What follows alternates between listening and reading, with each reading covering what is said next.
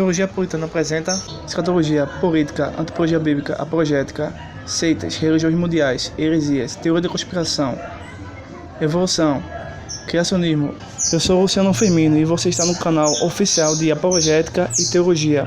Assista, compartilhe e se inscreva. Estamos de volta no canal para a gravação de mais um vídeo. Neste vídeo nós vamos refutar novamente o canal Ciência de Verdade. Já sabemos que esse canal é um canal que lamentavelmente existe através de suposições, dogmas e ficção religiosa e até mesmo antibíblica. Lembramos a todos que nós estamos aqui analisando e refutando o argumento. Vamos separar a pessoa do argumento, pois todos têm direito de acreditar no que quiser. Não iremos entrar na falsa argumentação de criticar no sentido de taxar os outros de palhaço ou qualquer nome abusivo. Estamos analisando o argumento que é totalmente falho e equivocado. O vídeo que nós vamos aqui refutar é o vídeo de número 479, a polêmica do livro de Tobias. Já afirmamos até anteriormente em outros vídeos que a teoria da conspiração usa as escrituras e distorce a realidade para apresentar fatos não bíblicos que, na verdade, fazem as pessoas perderem a paz e saírem do caminho. Pois o verdadeiro conhecimento bíblico é aquele que se aproxima de Deus. Então, neste vídeo, que na verdade gerou uma grande polêmica e grande controvérsia entre os próprios terraplanistas. Para quem não sabe o que é um terraplanista, é uma pessoa que acredita que a Terra é plana e nega o mundo real, os fatos científicos e abusa e distorce as escrituras. Então, desde já peço que vocês vejam os outros vídeos em ordem da sequência para compreender melhor. Pois bem, nesse vídeo teve vários detalhes, tá certo? Até mesmo confuso. Alguns tentam acreditar na Terra plana ou neste livro de Tobias que há uma defesa de certo ponto por parte do canal Ciência de Verdade.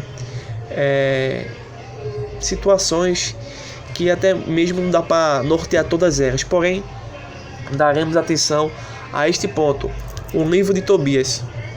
Neste vídeo que foi feito, que tem repercutido bastante, foi um aconselhamento do dono do canal Ciência de Verdade para uma pessoa em que ele pudesse fabricar feitiçaria, macumbaria, práticas antibíblicas para expulsar espíritos ou demônios que estavam sobre uma determinada pessoa. Basicamente esta é a história. Então, uma pessoa que se diz acreditar em Jesus Cristo apresenta um livro apócrifo, não inspirado, cheio de heresia e de erros. Nós vamos aqui verificar historicamente alguns pontos. Temos bastante evidência que contradiz todos os pontos, porém vamos citar os principais. Esperamos que este vídeo seja um alerta para que as pessoas parem de acreditar em fantasias e voltem para as simplicidades das escrituras. Então, isto é basicamente o que nós vamos trabalhar neste vídeo, tá certo? Vou aqui passar uma nota do que diz a Bíblia de Estudo Apologética, tá certo? Do ICP, edição ampliada. E nós vamos ver aqui o que essa Bíblia ajuda a entender toda a questão do livro de Tobias. Bem, sobre este assunto, nós estudamos dentro de uma cadeira chamada Bibliologia, tá certo?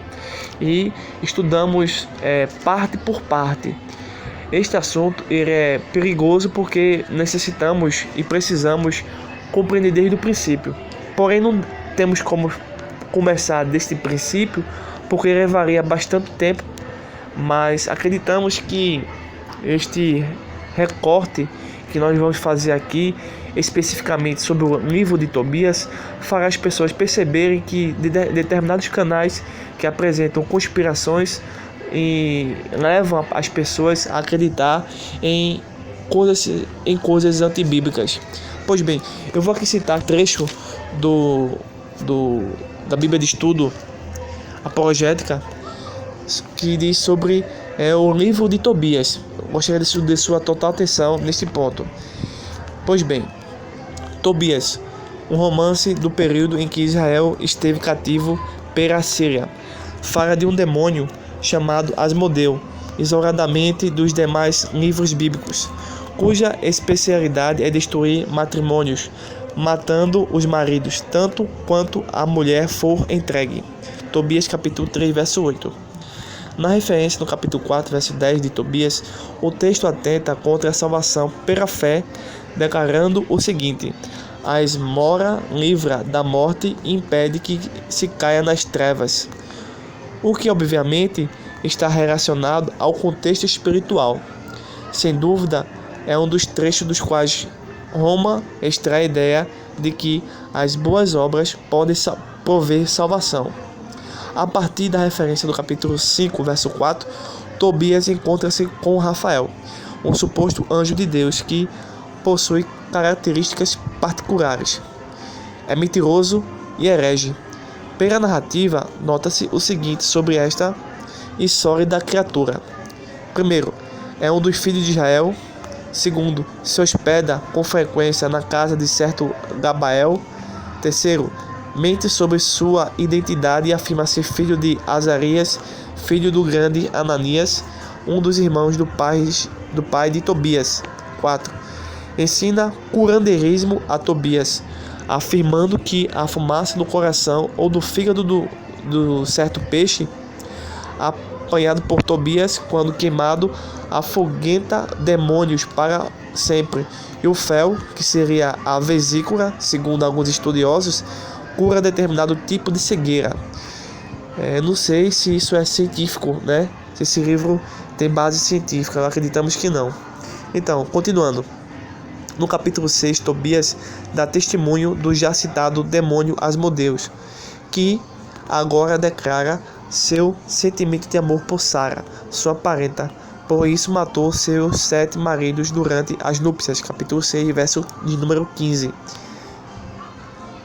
Para aniquilar esse suposto Asmodeu, o dito anjo pede para Tobias exercitar feitiçaria quando Sara lhe for dada por esposa, colocando fogo no coração e no fígado de um peixe durante as núpcias, para que a fumaça afoguentasse Asmodeu para sempre da presença de Sara. Capítulo 6, verso 17 e o verso de 18 do livro apócrifo de Tobias. No capítulo 8, após o encantamento realizado por Tobias, que para afoguentar o demônio, é dito que Rafael saiu atrás de Asmodeu e o seguiu até o Egito, para só então acorrentá-lo. Capítulo 8, verso 1 ao verso 3. A vesícula, o fel do peixe, que o suposto anjo havia dito ter poder para curar determinada cegueira, entra em ação no capítulo 11, promovendo a cura do pai de Tobias, Tobit. Esta cura, segundo a promessa do próprio anjo, seria promovida por Deus. Capítulo 5, verso 10. Entretanto, posteriormente, a cura é atribuída por Tobias ao anjo herege e mentiroso. Capítulo 12, verso 3 do livro de Tobias. Em meio a tantas contradições, não é possível concluir quem ou que teria curado a cegueira de Tobit. Em Tobias capítulo 12, verso 7, Rafael faz uma declaração que contradiz a experiência de Jó, quando diz: praticai o bem, e a desgraça não vos atingirá, o que parece restringir Deus a uma automaticidade que não existe. O ápice da heresia na obra de Tobias aparece na frase: "Asmora livra da morte e purifica do pecado", pois o livro de Hebreus, respaldado em toda a lei e cerimonial mosaico, afirma que sem derramamento de sangue não há remissão de pecado. Um livro inspirado por Deus, Hebreus capítulo 9, verso 22. Após isso, o falso anjo também profetiza falsamente, declarando: Os que dão esmola terão longa vida. Capítulo 12, verso 9 do livro apócrifo não inspirado de Tobias. Depois disso, Rafael deixa a mentira e revela sua suposta identidade, qual seja ser um enviado de Deus para o benefício da família de Tobit. Capítulo 12, verso 15 do livro de Tobias, um livro não inspirado por Deus. Por tudo isso, verifica-se em Tobias dificuldades insuperáveis que desqualificam a obra até mesmo quando examinada historicamente. Então, temos aqui o que pensa a Bíblia de Estudo do Instituto do Apologética do ICP, edição ampliada. Este é o ponto de vista a respeito dos livros apócrifos, em especial o livro de Tobias. Pois bem, agora acompanhe o que pensa o dono do canal Ciência de Verdade a respeito do livro de Tobias. O que ele pensa? Você vai ver aí o que ele pensa, não o que as escrituras ensinam, tá certo? Isso é válido para os dias de hoje, né? Agora, isso aqui é feitiçaria? Isso está de brincadeira, isso aqui é um livro bíblico, né? Então vamos lá.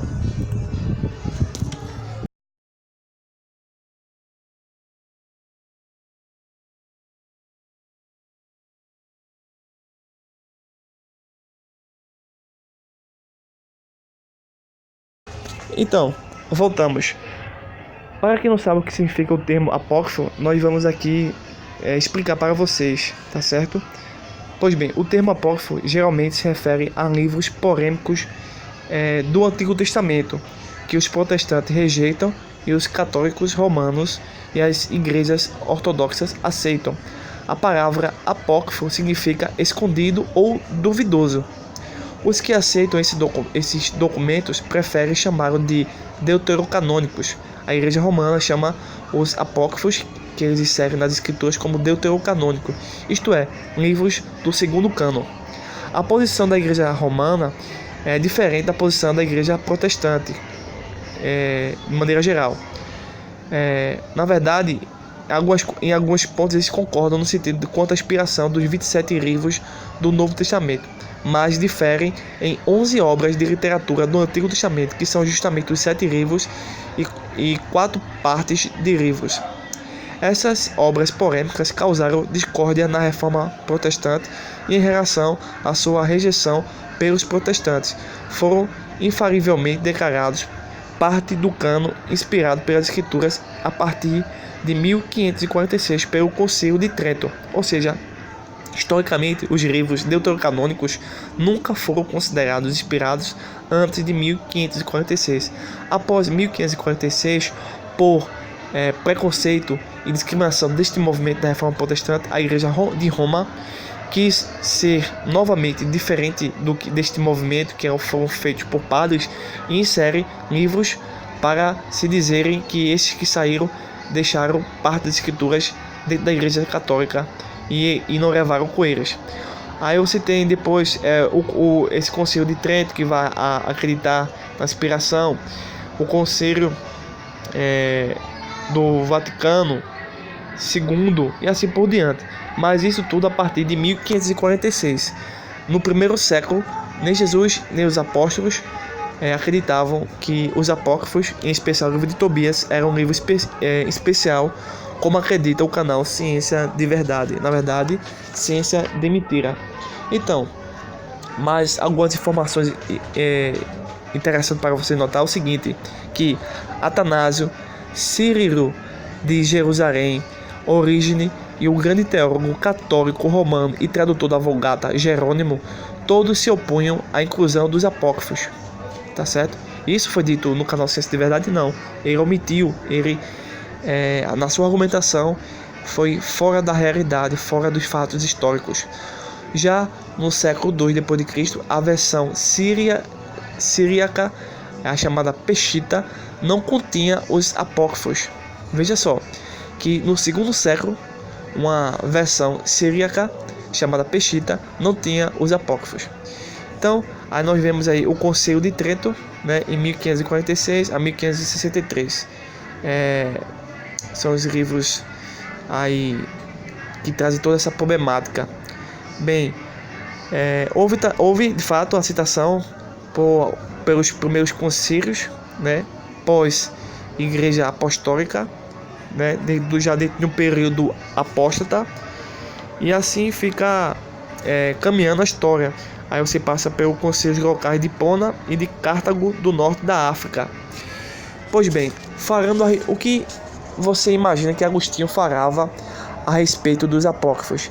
Vou te dar algumas informações, tá certo?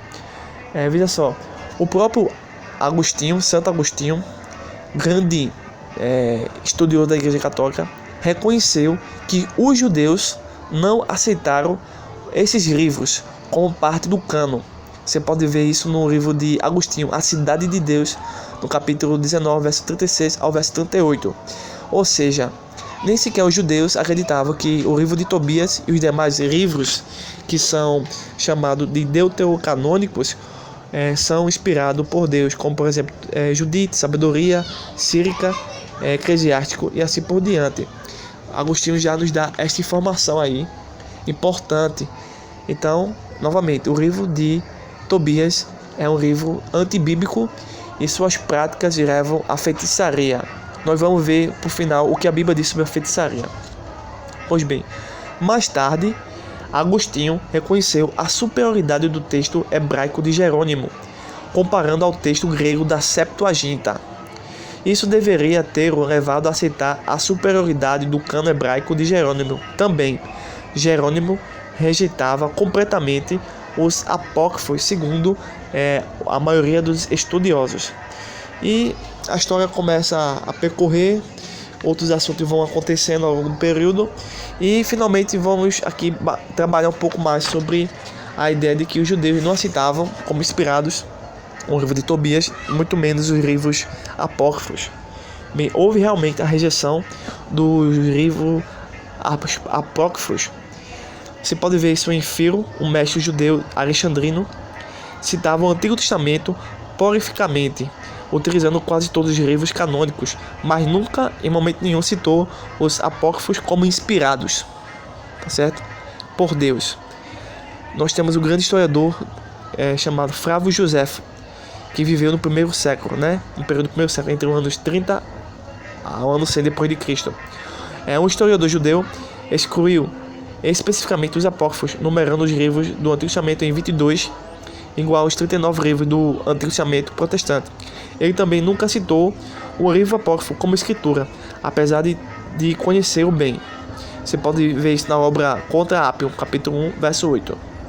Então, para finalizar essa parte que ficou já muito extenso, concluímos basicamente que nem Jesus e nenhum dos autores do Novo Testamento citaram ou reconheceram os apócrifos como escrituras inspiradas por Deus, apesar de estarem cientes dessas obras no seu período, na sua época, e não fizeram alusão nenhuma a elas ocasionalmente, tá certo?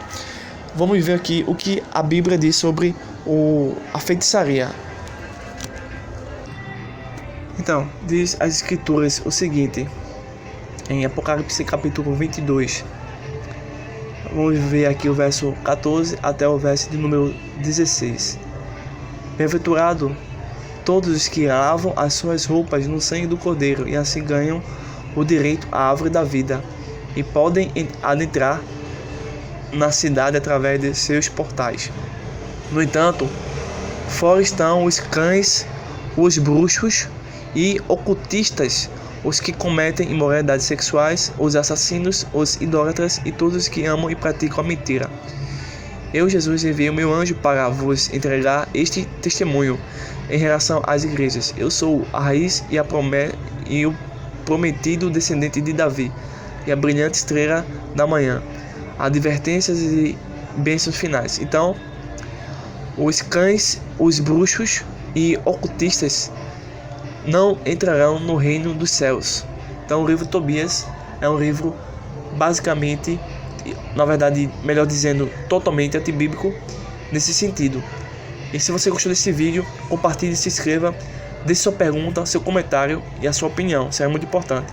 Até o próximo vídeo.